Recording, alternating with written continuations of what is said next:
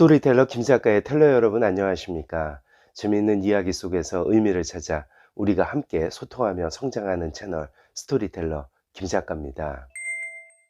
여러분들은 어떤 사람이 부러우신가요? 저는 어렸을 때 제일 부러운 사람은 공부를 잘하는 사람이었습니다. 그러나 지금은 노래를 잘하거나 그림을 잘 그리거나 춤을 잘 추는 그런 분들이 정말 부럽습니다. 어렸을 때는 잘 몰랐지만 나이가 조금 들어서야 이제 알게 되겠는데요. 노래나 악기 연주, 그림이나 춤을 좋아하는 분들은 인생을 조금 더 풍부하게 살 수 있는 것 같다는 생각을 하게 됩니다. 그리고 제가 스토리텔러 김 작가 유튜브 채널을 하면서 부러운 분들이 또 있는데요. 말을 잘하시는 분들이 너무너무 부럽습니다. 그래서 이 책 어떻게 말할 것인가를 자세히 읽어보았습니다. 이 책은 테드의 명강연 500여 편을 분석해서 최고의 프리젠터들이 사용하는 소통과 설득의 필살기를 공개하고 있습니다. 테드는 기술, 엔터테인먼트, 디자인의 줄임말로 세계 최고의 강연을 인터넷에 무료로 공개하고 있습니다. 오늘날 테드는 상당히 영향력 있는 무대가 되었는데요. 저도 테드 강연을 듣고 깊은 감동을 많이 받았었습니다. 저희 스토리텔러 김 작가 채널에서도 뇌과학자인 질볼트 테일러 박사, 자포스의 토니 셰이 강연에서 감명을 받아 제가 그분들의 책을 소개하기도 하였었습니다. 책은 크게 3개의 파트로 구성되어 있으며 세부적인 사항을 9개의 챕터로 나누어 각 장마다 최고의 프리젠터들이 사용하는 소통과 설득의 필살기를 공개합니다. 저자는 세상에 공감과 지지를 이끌어내는 테드 말하기의 비밀을 크게 가슴에 와닿는다, 새롭고 색다르다, 기억에 남는다 라는 3가지 문장으로 압축하고 있습니다. 그러면 이 책에서 말하는 상대방에게 영감을 주는 방법에 대해서 살펴보도록 하겠습니다.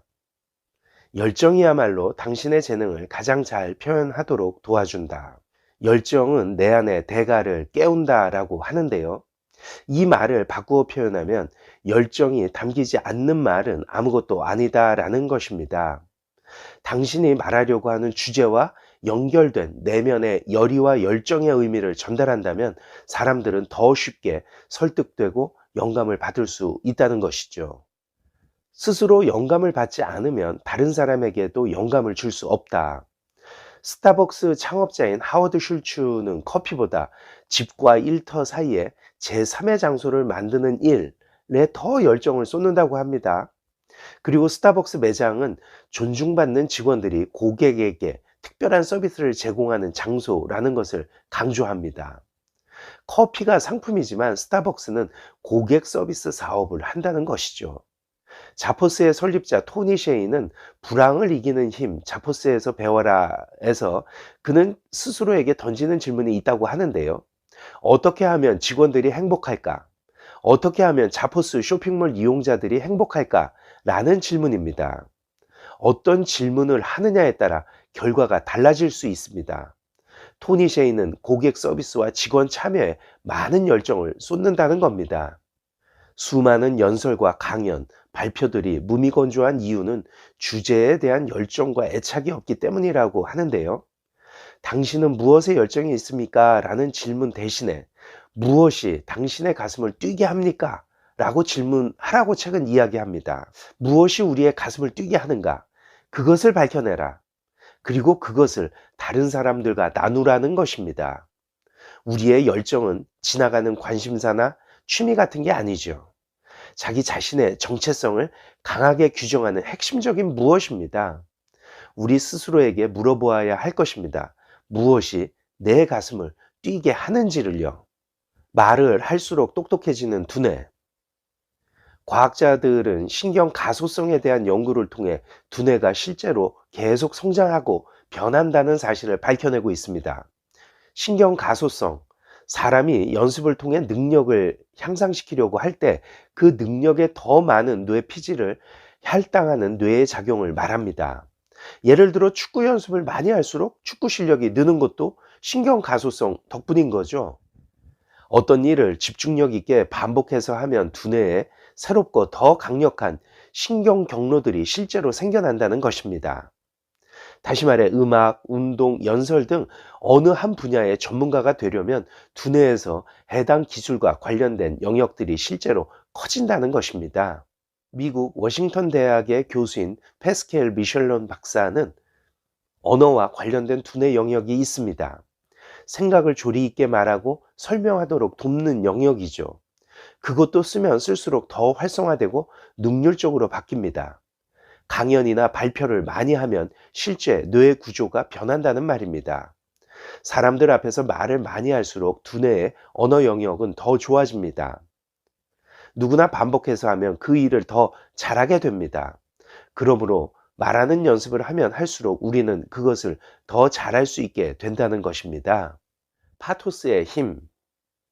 그리스 철학자 아리스토텔레스는 일찍이 소통 이론을 연구했습니다. 그는 상대를 설득하기 위해서 세 가지 요소가 필요하다고 이야기하는데요. 즉, 에토스, 로고스, 파토스를 제시해야 한다고 합니다. 에토스는 신뢰성입니다.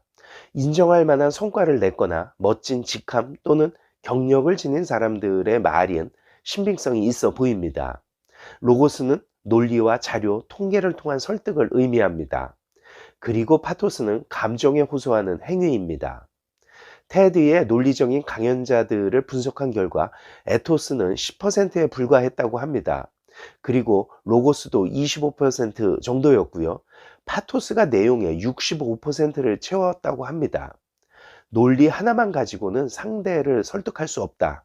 이는 세상에서 가장 논리적인 사람들이 한 말이라고 합니다. 스토리텔링의 기술.